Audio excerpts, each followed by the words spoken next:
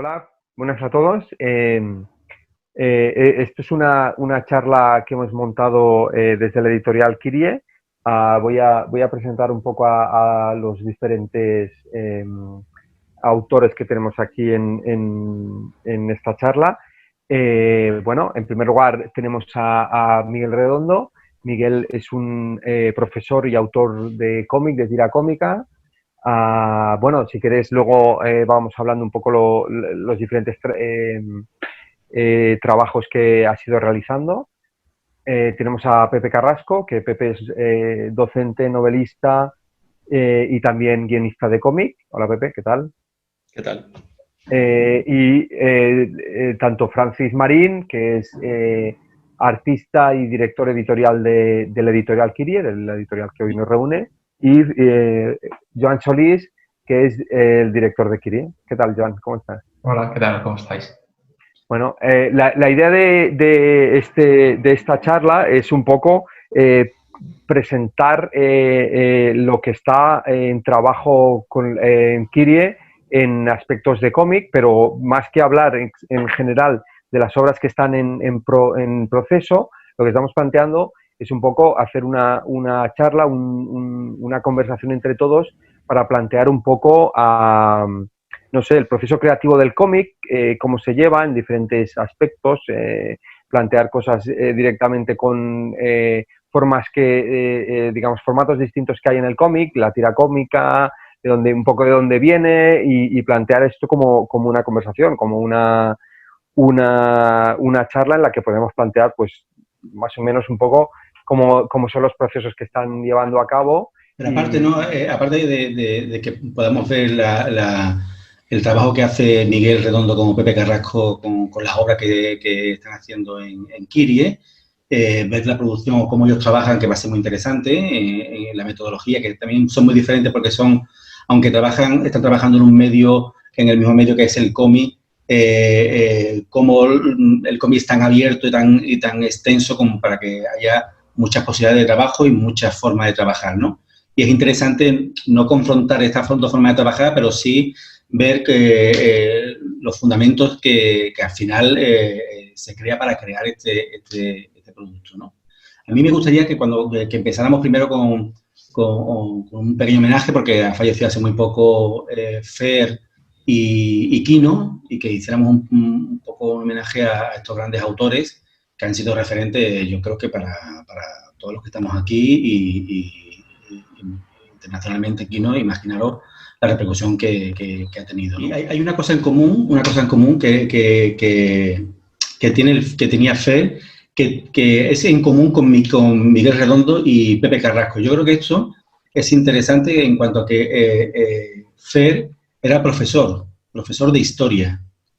Y hay como una especie, no sé por qué, ¿no?, de vínculo entre la docencia y yo tengo mi teoría, ¿no?, entre la docencia y el cómic, ¿no? De hecho, Fer, tuve la suerte de estar en su casa y él estaba trabajando y estábamos allí juntos hablando, y era increíble la capacidad de contar historia, cualquier cosa, ¿no? ¿Cómo te la contaba? ¿De qué forma, no? O sea, hay un proceso entre la pedagogía y el cómic, el lenguaje del cómic muy interesante, ¿no? Curiosamente, Fer era profesor de historia, Pepe es docente y Miguel también es docente, ¿no? Este vínculo que yo lo uno bueno, ya se ha visto mucho, ¿no?, en todo el lenguaje del cómic, pero en la Edad Media, cuando se iba pasando por ahí el que iba contando, el contador de historia, con una pancarta inmensa que dibujaba viñetas y contaba historias, ¿no? En el fondo hay una transmisión de historia, de pedagógica, ¿no? Siempre tenía una función moral o una función ética detrás, ¿no? Entonces, ahí es curioso cómo esta dualidad laboral entre la docencia y el cómic muchas veces van de la mano. En el caso que estamos hablando de Fer y en el caso de los dos autores que tenemos aquí, ¿no?, Miguel Redondo y Pepe Carrasco, ¿no? Es interesante. Sí, seguramente a mí me parece muy interesante, digamos, los cursos que hacía Will Eisner hablando del cómic, porque de alguna manera él al cómic, que le llamaba el arte secuencial, ¿no? Y la idea esta fundamental de que el cómic es algo, es decir, el paso del cómic, de la ilustración al cómic es un poco plantear esta idea de la secuencia, ¿no? De la transición que hay entre viñetas, ¿no? De cómo uno trata de representar una historia en base a apilar viñetas, ¿no? Que es una cosa que, lo que me decía Francis, ya sucedía en la Edad Media de otra manera. Seguramente el cómic como conocemos nosotros ahora está relacionado sobre todo con una idea que tuvo la prensa en el siglo XIX, que era darle un punto de vista distinto, seguramente empezó en Inglaterra, dar un punto de vista distinto a lo que era la prensa e introducir la idea de la tira cómica, ¿no? Que es algo que empezó como una idea de hacer un personaje, que en este caso era un bufón, y que de alguna manera era como, tenía como cierta punta, ¿no? Tenía sátira, ¿no? Era el típico polichinela, ¿no? El típico personaje así, como que se estaba riendo del rey delante del rey, ¿no? Entonces, esto sucedió más o menos en Inglaterra, y luego en Estados Unidos sucedió algo parecido, ¿no? Que empezaron a salir revistas satíricas, los del Yellow Kid, y apilar estas tiras en forma de cómic, ¿no? Que de alguna manera lo que trataban de hacer es plantear esta idea. Miguel, quería, hablando de tira cómica, de el concepto como tal de un cómic que se desarrolla en muy pocas viñetas, quería plantearte cómo utilizas tú, es decir, cómo vas de una idea a plasmarlo en desarrollar la tira cómica, es decir, ¿qué episodios tienes para decir, tengo esta idea y eso acaba en una tira? ¿Cómo lo planteas? Vaya, siempre utilizo lo típico, principio, nudo y desenlace, ¿no? Y alguna vez me surge la idea del final, y a partir del final creo el principio de tres tiras, de tres viñetas, mejor dicho, ¿no? Aprendí sobre todo de las tiras cómicas cuando empecé con los fanzines, que yo empecé con tiras cómicas, luego ya he desarrollado historias más largas. Y eso me ha ayudado mucho a sintetizar historias y a contar brevemente, pues, desde un cara hasta un pequeño relato. No, luego ya es verdad que parto de un principio, de una idea, siempre apunto cosillas, a partir de una idea desarrollo la tira cómica. Es complicado porque realmente lo que estás diciendo es que tú sintetizas, y el trabajo parece una tontería, pero el trabajo de sintetizar una idea en 3 episodios muy cortitos para expresar algo tan... una historia en 3 viñetas cortas, ¿no? ¿Tú haces una preparación primero de contar la historia y luego la minimizas de alguna forma o cómo lo haces?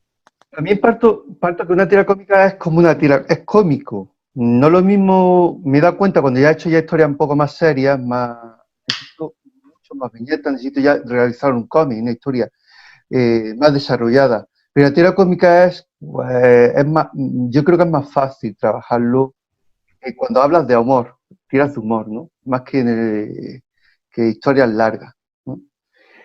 Eso es un poco el principio que tengo, pero es verdad que a la hora por ejemplo, cuando he desarrollado Missy ahora con historia un poquito más seria, me ha costado un poco más, ¿no? Porque ya es que está incluso tienes que poner más texto, el texto también te limita un poco, porque no va a ser gags, no va a ser impacto de humor, ¿no? Sino que quiere un poco hacer reflexionar, tiras como reflexión, como hacer pensar al lector un poco, ¿no? Y tienes que, eso sí, desarrollar una idea en 3 viñetas, ¿no? Has sacado ya un concepto que igual la gente no conoce, entonces el Missy, que entiendo yo que es un personaje que has creado tú, háblanos un poco de más o menos qué forma tiene, cómo surgió y de alguna manera cuáles son las bases de este personaje. Es un personaje que ya existe, que ha salido, lo has utilizado en varios medios, entonces, no sé, explícanos un poco sí, más o menos. Vaya, básicamente Bici como tal surgió en el 2015 y 16, porque era para el año de la misericordia, ¿no? Me pidieron que explicase la obra de misericordia en ilustrar, ¿no? Ahora voy a enseñaros, si queréis, os comparto la pantalla, pero partió de un principio, no partía de cero. Ahora explicaré por qué la forma de la cara redonda, el cuerpecillo flotando, todo eso, porque venía ya de una tira cómica anterior que ya había realizado en otras tiras cómicas que había desarrollado antes. Vamos a ver si se ve. Lo de idea de parte de aquí de esta historia, de la tira cómica de Angelitos, que ya había creado yo una publicación semanal de la cabeza grande, ya aquí empiezo a utilizar los ojos de Missy, ¿no? Me tira esta parte rostro junto al cuerpo, ya aquí sí utilizaba las manos flotando, como representando algo etéreo, ¿no? Algo de espiritual, ¿no? Luego, perdóname que cierre esto. Perdona, estás diciendo que Missy, que lo veremos ahora, el personaje de Missy, Sí. el origen era más antropomórfico por lo que estamos viendo, ¿no? Ahora luego veremos Sí. el final, Bueno, pero esto interesante. No es que esto fuese el origen de Missy, sino que ya utilizaba, que me inspiró un poquito a la hora de crear el personaje. Eso, ahora vais a ver los dibujos originales, ¿no? De Missy. Vamos a ver, voy a otra pantalla. Aquí está. No veo con la pantallita. Perdonadme, aquí. Este es el origen. Aquí está el blog que incluso aquí se ve un poco el primitivo, el Missy primitivo, ¿no? Aquí se está desarrollando la obra de misericordia. Aquí se ve que el cuerpo, y tanto el cuerpo como la cabeza, ya utiliza las manos del estilo de Angelito, pero la cabeza era... Yo siempre empiezo haciendo la forma de ovalada de un dibujo antes de abocetar, siempre hago lo mismo. Un circulito, la línea para situar los ojos, lo que no hago la barbilla, cuando hago un dibujo realista, y ya esa línea se ha quedado. Una característica ya de Missy es que le dejo la línea de la posición como esférico para saber la posición de los ojos, ¿no? Y va a desarrollar, ya va en evolución a lo largo de mis dibujos. Aquí ya se ve como esto fue para la obra de misericordia y para explicar la evolución.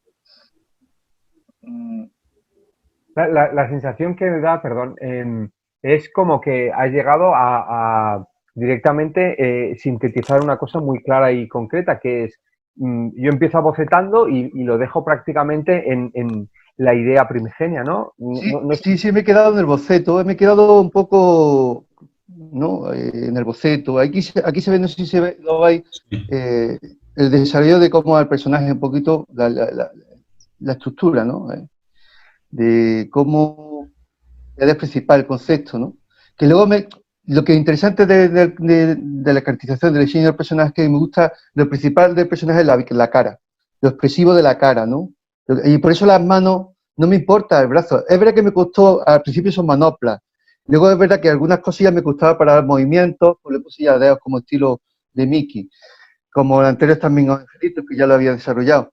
Pero lo que interesante, yo quería lo interesante, lo que quiero que el lector vea es la expresividad de la cara, ¿no? Y bueno, el cuerpo un poquito ya se reduce, lo he reducido con respecto al Missy original, ¿no? Porque lo que me interesa es la expresividad de la cara, lo que quiere decir el personaje en sí, ¿no? Lo interesante de este personaje de Missy, lo que a mí me llamó muchísimo la atención era que con tan pocas líneas Miguel podía expresar y podía hacerte llegar con muy pocas líneas una expresión de un sentimiento que podía tener el personaje, ¿no? Eso es complicado, parece muy sencillo, pero es complicado sintetizar, ¿no? Como él nos ha enseñado esta primera viñeta de Angelitos, que es más antropomórfico y tal, como de partir de esa idea, que tienen muchos recursos para poder expresar a esta simplicidad que comete, que tiene estos detalles, ¿no? Aquí estamos viendo, ¿no? Cómo es la expresión de cada uno, que nos recuerda, a mí me recuerda a cuando éramos más jóvenes, que salió esta imagen, no sé si os acordáis ustedes, de las caritas estas amarillas, que iba por todos lados, que expresaban sentimientos, antes de los emoticonos, por supuesto. Sí, bueno, también me inspiró también el icono de Acicao, que es Watchmen o claro. el típico, el Acicao, los dos, mira, como dos ojos, dos puntitos expresivos y la cara. Eso sí que también me impactó los años 80, ¿no? Luego ya se ve por ahí. Y la gente muchas veces cree que lo de los emoticonos era con lo del WhatsApp. Y no, yo no me he inspirado en eso. No me he inspirado en los emoticonos del WhatsApp. Es porque también la caracterización a la hora de aprender la postura de la cara es lo básico del dibujo, ¿no? Es la expresividad como dónde queda el ojo, luego ya se puede desarrollar los ojos, la cara, pero la nariz no es importante, incluso en el manga es un puntito muchas veces, ¿no? Lo importante es la expresividad de los ojos y la cara, y la boca, perdón. Lo demás... Sí, yo creo que también, de alguna manera, la sensación que da es que estás eliminando lo que es accesorio, ¿no?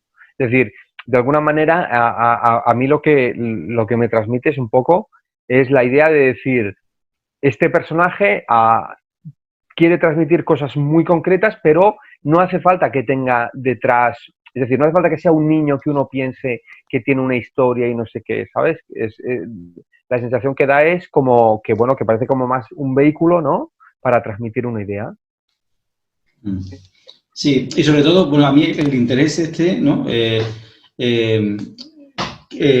Kirie, cuando estuvimos trabajando viendo la obra de Miguel, vimos cómo encajaba en Kirie perfectamente esta estructura que él hace, ¿no? En cuanto a que el contenido, este personaje tan simple podía expresar tantas emociones, pero en la historia que contaba, que es uno de los elementos principales que tenemos en la línea de Kirie, es este trabajo por crear una cultura del amor, ¿no? Cómo Kirie era un personaje entrañable, con esas formas tan simples, te podía hacer sentir esta emoción entrañable hacia el personaje, ¿no? De hecho, como Missy trata a los personajes colaterales alrededor de la historia, está muy en la línea de Kirie, pero también era cómo sintetizar, ¿no? Cómo sintetizar esa característica de un personaje amoroso, ¿no? Aparte, lo que quiere representar, ¿no? Que aquí ya es un personaje neutro, ¿no? No es hombre, mujer, es el alma. Yo quería representar eso, lo que he dicho, por eso del tema de Terio. Es verdad que lo he caracterizado cuando ha hecho un personaje bíblico de María o he hecho un personaje como he representado a Missy como el Papa, ¿no? Pero sí. Lo que quería pensar es que todo lo bueno de las personas, ¿no? Que es el interior, ¿no? Lo esencial, ¿no? De ahí que esté flotando, ¿no? Quería pensar todo eso, ¿no? Y esencialmente era eso, pues, que se identifique con las personas, con cualquier tipo de persona, no un personaje que no es yo creo que pesa lo que has dicho, Francis, ¿no? El amoroso, que puede ser para cualquier tipo de persona. Claro, pero es interesante esto que estás diciendo, Miguel, porque dice, bueno, ¿cómo representar a la hora de un ilustrador, cómo puede representar el alma, ¿no?